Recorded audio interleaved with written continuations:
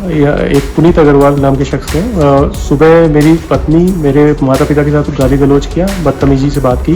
जब मैं लंच में घर आया तो मुझे बातचीत के लिए अंदर बुलाया और उसके बाद उसने मारपीट की। उसके बाद उसकी वजह से मेरा कान का जो पर्दा है वो फट गया है। दोस्तों, देहरादून में अवैध निर्माण को लेकर एक बार फिर से बड़ा विवाद हो गया, जहां सरकारी जमीन पर चल रहे निर्माण का विरोध करना एक डीआरडीओ साइंटिस्ट को भारी पड़ गया। आखिर एमडीडीए की जमीन पर खुलेआम निर्माण कैसे हो रहा था, और जब एक जिम्मेदार नागरिक ने इसका विरोध किया तो उस पर हमला क्यों कर दिया गया, किसने किया गया? क्या अब सरकारी जमीन पर कब्जे के खिलाफ आवाज उठाना भी खतरे से खाली नहीं रहा अपनी राजधानी देहरादून में? दोस्तों, मामला इतना बढ़ा बल कि पुलिस को एफआईआर दर्ज करनी ही पड़ी। लेकिन बड़ा सवाल अभी भी कायम है, क्या सिर्फ मुकदमा दर्ज करना ही काफी है या फिर अब सख्त कार्रवाई की जरूरत है? मैं आपको पूरा मामला, पूरी खबर बताने के लिए जा रहा हूं। दोस्तों, थोड़ा गौर कीजिएगा। नमस्कार, पहला आंख में पंकज रौतेला, आप देख रहे हैं अपना उत्तराखंड न्यूज। दोस्तों, देहरादून के रायपुर थाना क्षेत्र में एटीएस कॉलोनी है। एटीएस कॉलोनी में एक बार फिर से बिल्डर की दबंगई ने कानून व्यवस्था पर सवाल खड़े कर दिए हैं। मामला सिर्फ अवैध निर्माण का नहीं बल्कि खुलेआम हिंसा का है और प्रशासनिक ढिलाई का भी है। गोल्डन फॉरेस्ट की जमीन और इस जमीन पर कब्जे कर, दीवार खड़ी कर बिल्डर पुनीत अग्रवाल का जब विरोध हुआ तो उसने अपनी हदें पार कर दी। डीआरडीओ में तैनात वैज्ञानिक अनिरुद्ध शर्मा ने जब इस अवैध निर्माण पर मलबा उनके घर की ओर फेंके जाने पर आपत्ति जताई तो बिल्डर ने न केवल गाली गलौज की बल्कि उन पर जानलेवा हमला कर दिया। मारपीट इतनी गंभीर थी कि वैज्ञानिक के कान के पर्दे तक फट गए बल। लेकिन पहले इस थोड़ा मामले को समझिए, ये बिल्डर की दबंगई है क्या, थोड़ा सुनिए और समझिए। देखिए, एटीएस कॉलोनी में 13 तारीख को दोपहर में पुनीत अग्रवाल जी एक वहाँ पे हैं जिन्होंने सीनियर साइंटिस्ट रेजिडेंट हैं, हस्बैंड वाइफ दोनों डीआरडीओ में सीनियर साइंटिस्ट हैं, उनको बहुत मारा पीटा। सुबह पहले उनके ओल्ड पेरेंट्स हैं, उनको गाली दी, बहुत भद्दी, उनकी वाइफ को गाली दी। दोपहर में जब वो आए उनसे बात हुई तो उन्होंने अपने घर में ले गए, उनको खूब मारा, उनका कान का पर्दा फट गया और जो उनकी वाइफ है उनको घसीट के अंदर ले जाने लगे। चिल्ला कह रहे थे कि जो है सालों को यहीं आज जान से मार के खोद के इसी में गाड़ देंगे और बुरा हाल, आतंक मचा रखा है उन्होंने वहाँ पे। क्या वजह है, क्यों इस तरह से वो हमला कर रहे हैं, क्यों मार पिटाई, कोई कारण हो? उन्होंने कॉलोनी में गुंडागर्दी का माहौल बना के रखा हुआ है बुरी तरीके से, जिससे कि वो अपना एक वर्चस्व दिखाते हैं। एक गोल्डन फॉरेस्ट की लैंड है वहाँ पे 3880 मीटर, जिस पे वो अपना कब्जा करना चाह रहे हैं, या जो भी पहले उन्होंने शासन में फाइल भी चलाई थी उसको खुर्द-बुर्द करने के लिए, वो भी शासन ने निरस्त कर दी उनकी फाइल। और अब उन्होंने अभी उस पे जो है पिलर विलर बना दिए गोल्डन फॉरेस्ट में कॉर्नर से। तो चलिए भाई, तो जिसकी ज़मीन है, हम लोगों ने मेयर साहब को बुलाया था जुलाई में, उनसे रिक्वेस्ट की थी कि आपकी ज़मीन है, इसको कब्जे में ले लीजिए, इसमें पार्क बना दिए। जब तक कोई सुप्रीम कोर्ट का डिसीजन नहीं आता है तब तक पार्क बना दिए, जैसे बच्चे खेल सकें, बूढ़े बुजुर्ग वहाँ बैठ सकें।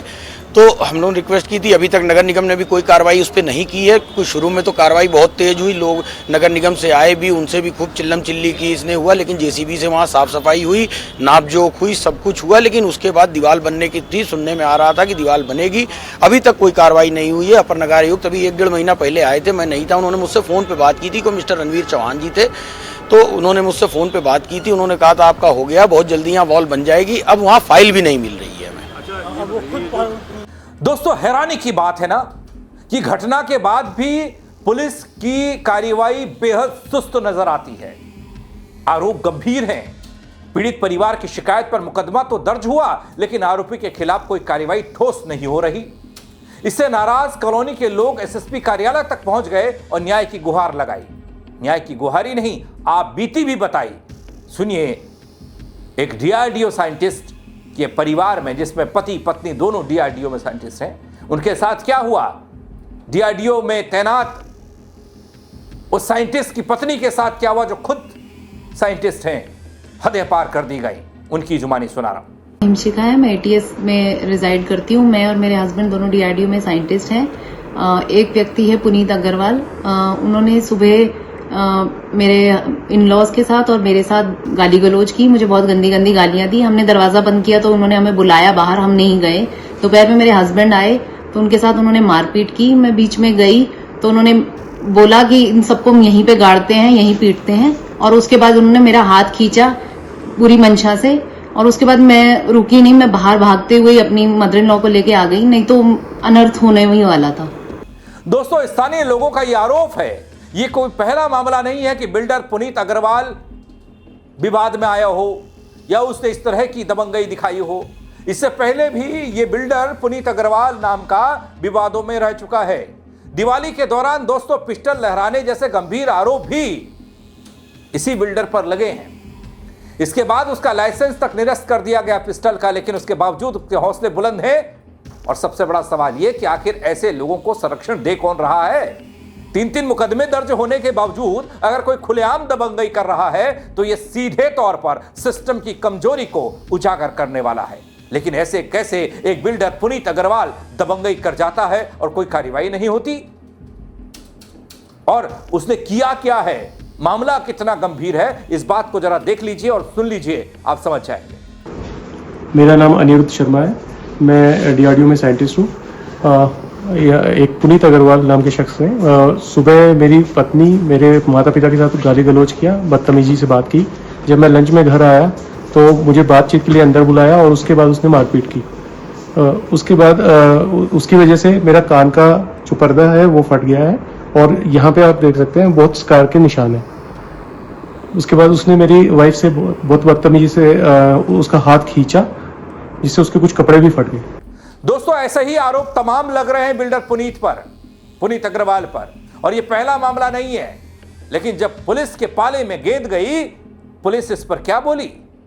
जी हां, पुलिस वही बोली जो अक्सर बोलती आई है, कार्रवाई की बात। सुनिए पुलिस का बयान कि 13 तारीख को वहाँ पर एक जो घटना हुई थी उसमें एक जो वहाँ पे रहने वाले रेजिडेंट हैं उनके द्वारा बताया गया था कि जो एटीएस कॉलोनी में पुनीत अग्रवाल है उनके द्वारा उनके साथ मारपिटाई की गई है। इसके बाद एप्लीकेशन दी गई थी तो पुनीत अग्रवाल के विरुद्ध मुकदमा दर्ज कर लिया गया था और उसी पे कार्रवाई को लेकर अभी बाकी लोग भी यहाँ पर सभी लोग आए हुए थे जो कि बता रहे थे कि पूर्व में भी इस तरह की घटनाएं हुई हैं जिसमें प्राथमिकी दर्ज है और इसमें जो आगे कार्रवाई है उसके विषय में उनको बताया गया है कि जो विवेचना है उसमें जो विधिक कार्रवाई होगी उसके अनुसार की जाएगी। ठीक है। अब दोस्तों, पुलिस ने कार्रवाई का आश्वासन दिया है, लेकिन देखने वाली बात यह कि आश्वासन जमीन पर उतरता भी है या फिर मामला फिर से फाइलों में दब जाता है। जैसे इस मामले में कहा जा रहा है कि मामला पुराना है और वो फाइल अब गुम हो गई है। दोस्तों, देहरादून के इस गंभीर संवेदनशील मामले ने एक बार फिर से कई गंभीर सवालों को खड़ा कर दिया। एमडीडीए की जमीन पर अवैध निर्माण की पोल खोल दी और उस पर विरोध करने वाले साइंटिस्ट के साथ मारपीट हो गई। फिर पुलिस की शुरुआती कार्रवाई, सिर्फ आश्वासन। यह पूरा घटनाक्रम सिस्टम पर सवालिया निशान लगाने वाला है। देखना यह कि क्या इस मामले में सिर्फ एफआईआर तक ही कार्रवाई सीमित रहती है या फिर आरोपी बिल्डर पर वास्तव में सख्त कार्रवाई इस बार होगी। कानून शिकंजा कसेगा अपना, क्योंकि बड़ा अहम मामला है।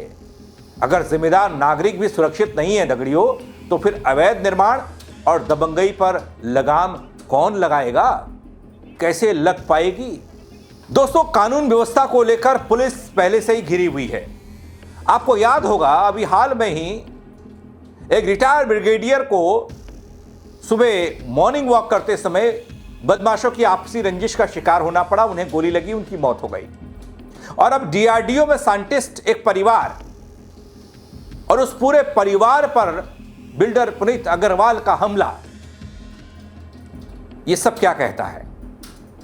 एक तरफ यह कहा जा रहा है, ये दावे किए जा रहे हैं कि अपराधी दबंग किस्म के लोग खौफजदा हैं पुलिस की हो रही तमाम कार्रवाइयों को लेकर, तमाम चल रहे ऑपरेशनों से डर के साए में जी रहे हैं। दूसरी तरफ ऐसे खुलेआम घूम रहे बिल्डर दबंग पुनीत अग्रवाल जैसे लोग चुनौती दे रहे हैं पुलिस को भी। आप क्या कहेंगे इस चुनौती को लेकर और इस खबर को लेकर?